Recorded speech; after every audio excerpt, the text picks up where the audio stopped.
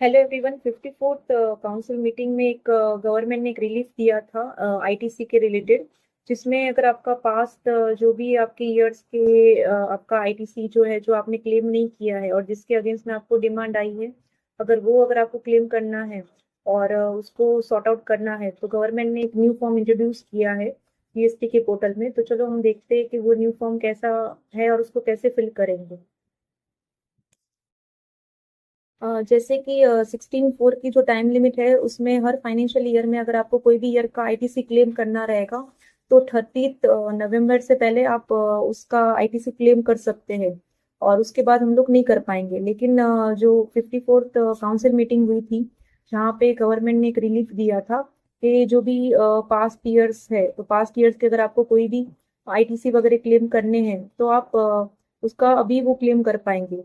तो जनरली जो भी आईटीसी फ्रॉम 2017 से 21 तक का आईटीसी जो पेंडिंग है और जिसकी लास्ट ड्यू डेट थी 30 नवंबर तक 2021 तक, जिसने उनका आईटीसी वगैरह क्लेम किया है और उसके अगेंस्ट अगर किसी को भी डिमांड वगैरह आया है तो वो डिमांड ऑर्डर को अभी उनको पे करने की जरूरत नहीं है। वो अभी इलिजिबल होंगे कि वो डिमांड ऑर्डर को आईटीसी के अगेंस्ट में एडजस्ट कर सके। तो उसके लिए उनको एक अभी न्यू एक जो फॉर्म है वो फिल करना पड़ेगा। तो वो फॉर्म फिल करने के लिए सबसे पहले हमें जीएसटी के पोर्टल में लॉग इन करना है। देन जीएसटी के पोर्टल में आप जैसे भी लॉग इन करेंगे उसके बाद आप वहाँ पे सर्विसेज के टैब में जाएंगे। वहाँ पे जाके यूजर सर्विस में जाएंगे एंड देन वहाँ पे माई एप्लीकेशन में जाएंगे। जैसे ही आपने माई एप्लीकेशन पे क्लिक किया तो आप देख सकते हो कि यहाँ पे आपको काफी ज्यादा एप्लीकेशन टाइप में बहुत सारे ड्रॉप डाउन्स दिखेंगे। तो वहाँ पे ड्रॉप डाउन्स में आपको application for rectification of order file करना है। तो जैसे ही आपने वहाँ पे रेक्टिफिकेशन ऑफ ऑर्डर का सिलेक्ट किया उसके ऊपर ही आपको पहले एक पॉपअप मैसेज आया है कि अगर आपको एनेक्सर जो ए है वहाँ पे आपको एनेक्सर ए है वो अपलोड करना पड़ेगा। ये डाउनलोड करने के बाद उसको जो भी आपका ऑर्डर है उसमें अपलोड करना पड़ेगा वैसे करके।